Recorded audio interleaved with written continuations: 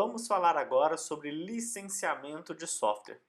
Primeiro é preciso entender que o software é um tipo de propriedade intelectual, como uma música, um filme, um livro. Nos Estados Unidos, todos os softwares são protegidos, excluindo aqueles de domínio público. O princípio é que copiar um software que não é seu é ilegal. É o que a gente chama de copyright. O detentor do software, o proprietário do software, detém os seus direitos de cópia. A Convenção de Berne, ela amplia a proteção contra cópias de software para outras nações. O modelo de software proprietário pode ser dividido mais ou menos em três categorias. Primeiro, existe o software que é comercial. Ele é vendido para obter lucro com o software completo ou suíte de programas, por exemplo, Windows, a suíte do Microsoft Office, dentre vários e vários programas. Existe também o shareware, que o software é vendido para obter lucro, mas o software ou parte das funcionalidades pode ser usada antes de se pagar por ele. Isso foi muito comum nos anos 90. E existe também o freeware, que não deve ser confundido com software livre. Neste tipo de modelo de software proprietário, freeware, o programa pode ser usado de graça. Geralmente se oferece uma versão com limitações, ou também uma versão mais avançada com recursos pagos. Isso é bem comum no modelo open source, onde um fabricante de software dá o seu software de forma de graça, que você pode baixar e usar, e ele oferece uma outra versão, uma versão que mais avançada ou com mais recursos que são pagos. Por exemplo, o Engine, que é um servidor web, usa muito esse tipo de abordagem. Mas o freeware, ele não pressupõe que o código-fonte do programa deve ser distribuído com ele. Logo, o que é freeware não é open source. Quando a gente fala de licenciamento open source, existem dois grandes motores, né? Duas grandes iniciativas e duas grandes fundações que estão por trás. A primeira delas, a mais antiga, é a Free Software Foundation, que foi criada aí pelo Richard Stallman, e logo depois, uns anos depois, a Open Source Initiative, que é chamado de OSI. Primeiro vamos falar do Free Software Foundation. Ela foi fundada por Richard Stallman em 1985. Ela é a principal mantenedora do projeto GNU. O seu objetivo é fomentar o uso do software livre e também manter o software sobre a GNU License. Entende-se por software livre, free software, não que ele seja gratuito, mas que você tenha controle total sobre ele. Para ter o controle total sobre um software, você precisa de ter o quê? O código-fonte desse software. E também a licença para fazer o que quiser com esse código-fonte e o programa compilado a partir desse código-fonte. Então, se você tem o código-fonte e pode compilar e fazer o que quiser com o código-fonte com um programa derivado desse código-fonte, você tem o controle total sobre ele. Logo, isso é um software livre. Esse modelo exclui o software proprietário, uma vez que, mesmo que o software proprietário seja de graça, o software proprietário não permite que o usuário tenha controle sobre o software. Então, essa distinção é preciso estar bem clara. O software livre, né, o open source, pressuposto aí pela Free Software Foundation, é montado sobre as 4 liberdades. Então, a primeira premissa, né, é que o usuário tem que ter a liberdade de usar o software para o que ele quiser. Então vamos supor que a sua geladeira conectada, sua Smart Refrigerator, tem um software lá que cuida do, do estoque que está dentro da geladeira e como é que ela resfria cada coisa. Você quer pegar esse software e adaptar ele para rodar no seu Smart Fogão, para poder esquentar as coisas. E vamos supor que isso também serve para o seu fogão ou para o seu micro-ondas. Então, você tem que ter a liberdade de pegar o software e fazer o que quiser com ele. A segunda liberdade é de ver e alterar o código-fonte do programa. Então, o software, para ele ser software livre, ele precisa ser distribuído também com o código-fonte, para que você possa alterar esse código-fonte da maneira que você quiser. A terceira liberdade é a liberdade de redistribuir o software. Ou o software que você pegou de forma original, ou o software que você alterou. Então você tem que ter a liberdade de redistribuir aquilo que você fez de alteração com seu código ou não. E a quarta liberdade é a liberdade de redistribuir a sua cópia modificada do software. Então, se você modificou um software e você quer redistribuí-lo, você pode e deve redistribuí-lo para que as outras pessoas também possam aproveitar aí das melhorias que você fez. O pessoal da Free Software Foundation, especialmente o seu fundador, o Richard Stallman, eles criaram uma licença que é conhecida como GPL, que é a General Public License, ou Licença Geral Pública.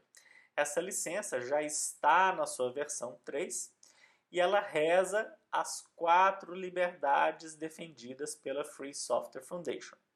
E ela fala também que qualquer software que use um código-fonte ou software licenciado pela GPL deve ser licenciado também pela GPL. Isso garante que nenhuma empresa ou organização possa se apropriar do software licenciado pela GPL. Então, a GPL, tudo que ela toca, né, qualquer pedaço de software que você use que seja GPL no seu software, logo o seu software também tem que ser licenciado pela GPL. Então, a GPL versão 2, lançada lá em 1991, ainda é a versão de GPL onde o kernel do Linux é licenciado. Existe uma versão 3 da GPL, que foi lançada em 1997, que deixa algumas coisas que antes eram livres de interpretação na versão 2, mais explícita, especialmente a parte de que o hardware não pode limitar o uso do software. Então, isso deixa bem mais explícito aí na versão 3 da GPL.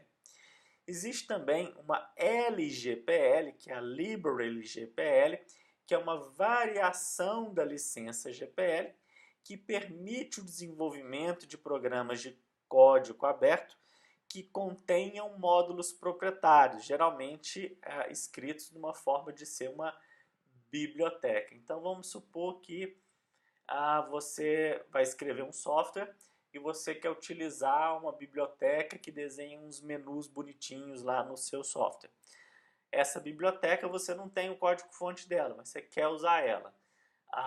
Na GPL, né, você não poderia utilizar isso porque essa biblioteca estaria sobre outro tipo de licença, né, e o seu software não poderia ser GPL por causa disso. A LGPL ela já te dá uma certa liberdade de você poder usar pedaços de software proprietários, geralmente como bibliotecas, no seu software. E eles também criaram a FDL, que é a Free Document License, que é uma licença que eles criaram para documentos, textos, e ela permite que textos, apresentações e páginas de internet possam ser distribuídas e reaproveitadas, mantendo aí alguns direitos autorais. Foi uma licença que eles criaram para poder distribuir aí os manuais e os documentos, os how-tos que fazem parte, que compõem aí os softwares geralmente que já estão sob a licença GPL. Vamos falar agora sobre o Open Source Initiative. Ela foi fundada por Eric S. Raymond e o Bruce Perens. É uma fundação que foi criada para promover o software de código aberto ou software livre. E para eles, né, software livre no longo prazo é economicamente mais eficiente e de melhor qualidade, por isso deve ser incentivado. Essa é a premissa aí dessa fundação chamada Open Source Initiative. Eles mantêm, né, vários tipos de licença de software, não só a GPL, né, eles entendem que a GPL também faz parte dessa cobertura que eles oferecem, mas também a LGPL, um outro tipo de licença de software livre que é o Apache License, a licença do BSD, a licença do FreeBSD, também a licença do Mozilla Public License e também o MIT License. Cada licença dessa tem algumas variações importantes que a GPL original não abarca ou não permitia. Então, foram criadas algumas licenças por diferentes organizações e a Open Source Initiative, ela abarca e mantém esse tipo de licença. Bom, definição de Open Source aí pelo pessoal da OCI. Primeiro, definição de software livre pelo pessoal da Open Source Initiative. Primeiro, a redistribuição de software deve ser permitida. Depois, o código-fonte deve ser disponível. Ele não precisa estar junto com o código binário, mas ele deve estar disponível também, preferencialmente, para ser baixado via internet.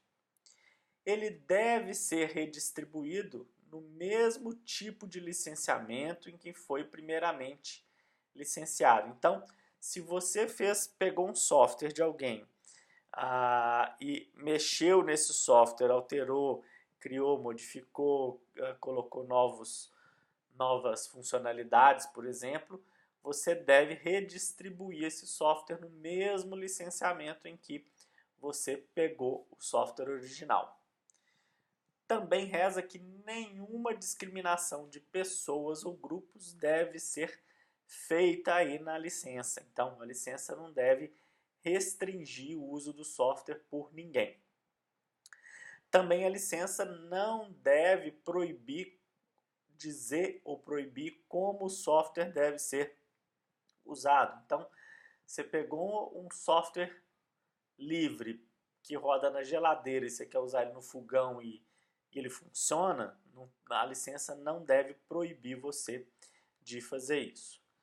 A licença não pode depender de outras licenças, né? Então, a licença ela deve ser satisfatória por si só, né? E nenhuma proibição de rodar em algum produto específico, ou seja, um software livre, ele deve ser capaz de rodar em qualquer produto que ele funcione. Então, você não pode dizer que ele não pode rodar no produto X ou Y, né? Então, a licença open source ela deve seguir essa premissa. E por último, nenhuma proibição de executar o software somente em algum tipo de tecnologia. Por exemplo, o meu software só pode rodar na tecnologia X ou Y, né? Você não pode restringir isso na licença. Essa restrição ela pode até existir pelo tipo de software rodar num tipo de dispositivo que ele realmente não vai funcionar de jeito nenhum, mas você não pode restringir isso em termos de licenciamento. Bom, vamos falar agora sobre uma outra organização, né, de licenciamento, né, que é a Creative Commons. Ela foi criada por Lawrence Lessig em 2001 e ela foi inspirada aí pela GPL e ela permite que os autores tenham a habilidade de compartilhar o seu trabalho com algumas permissões. Então é um tipo de licença que o autor seleciona o que ele permite ou não. Ela é bem simples de ser usada e aí o autor declara o que ele permite ou não fazer com o seu trabalho. E a Creative Commons não é aplicada somente para software, ela pode ser aplicada, por exemplo, para livros, para material didático, para cartazes, enfim, para uma infinidade de trabalhos criativos e culturais, onde o autor pode licenciar o seu trabalho de alguma forma que ele queira, utilizando aí a licença do Creative Commons. Então vamos ver como é que funciona. Primeiro, o Creative Commons, né, ele tem uma licença geral que fala assim, olha, esse meu trabalho ele pode ser distribuído pela Creative Commons, é a licença mais geral possível, né? Depois você pode colocar um atributo nessa sua licença, que é o atributo de atribuição compulsória, ou seja, se tiver esse homenzinho aqui na sua licença que você criou, vamos supor, você criou um livro e quer distribuí-lo sob a licença do Creative Commons. Então, se você colocar esse homenzinho aqui na licença, significa que a licença deve ser compulsória, atribuição compulsória, que significa que a pessoa que pegar esse trabalho e quiser distribuir ele também, ela sempre deve dar o crédito ao autor, você, né? Então, uma pessoa que pegou um livro Creative Commons, ela pode distribuir esse livro para quem ela quiser, e se tiver esse homenzinho, ela sempre deve dizer que aquilo é seu. Depois, o autor ele pode acrescentar, se ele quiser ou não, esse cifrão cortado, dizendo, olha, você pode aproveitar o meu trabalho, você pode usar o meu trabalho, você pode distribuir o meu trabalho, mas não pode fazer isso para fins comerciais. Então o autor escolhe se ele quer deixar ou não que a pessoa use para fins comerciais. Depois tem esse igualzinho, que é o licenciamento que o autor dá ou não o direito da versão que a pessoa possa fazer sobre o seu trabalho, se ele deve ser ou não igual à versão original, sem alterações. Ou seja, vamos supor que você fez um livro e você colocou esse sinal de igual, tudo que está ali naquele trabalho deve ser distribuído da mesma forma. Você não pode pegar, recortar, alterar, enxertar, nada. Deve ser distribuído da mesma forma.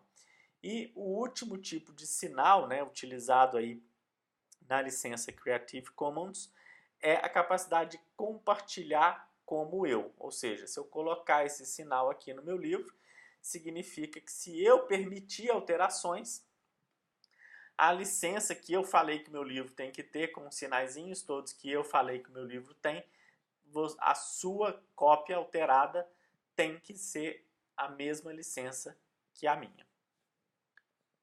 E aqui exemplos de sites que contêm material com a Creative Commons, né? Por exemplo, o YouTube, a Wikipedia, o Flickr, o Vimeo e também alguns cursos lá do MIT Open Course. Por último, agora vamos ver modelos de negócio open source. Bom, como fazer dinheiro com algo que é dado de graça? Bom, software livre não quer dizer que ele seja gratuito. Quer dizer que o usuário deve ter o total controle sobre ele. Para o usuário ter total controle sobre o software, o usuário deve ter acesso ao código-fonte.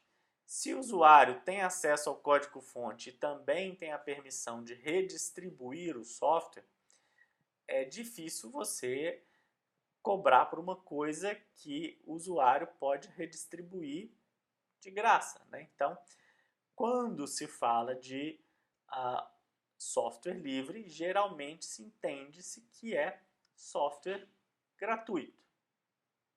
Bom, e quais as formas de se fazer dinheiro, então, com algo que é dado de graça? A primeira delas é o bug bounty, ou caçador de bugs, né, onde algumas empresas, enfim, algumas organizações estabelecem, por exemplo, uma recompensa para quem achar algum tipo de bug, eu conseguir hackear algum tipo de software, né? Isso acontece bastante. A outra forma é através de doações, né? Então tem muitos softwares aí que são mantidos através de doações, né, de pessoas ou empresas. A terceira forma é através de contribuições aí de fabricantes de hardware.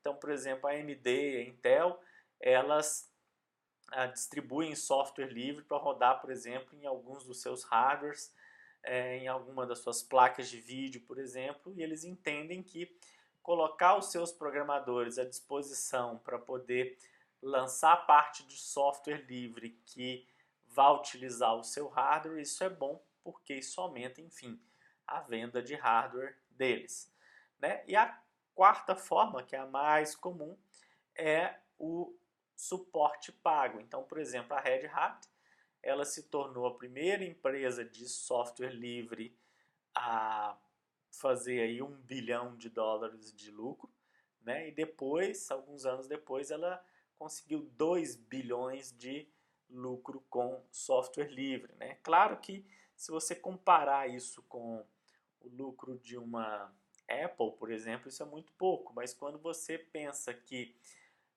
o produto ali ele é software livre na realidade, né?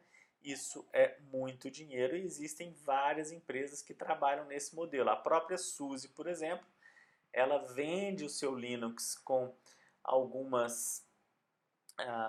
parte proprietária, que é o SUSE, também com suporte pago, e ela tem uma versão, um filhotinho desse Linux sem o suporte pago, que é o OpenSUSE. Então, esses 4 modelos são as principais formas utilizadas aí pela indústria open source de software livre para poder continuar existindo e fazendo a roda econômica girar. Então agora a gente termina a parte de licenciamento de software aí para a prova.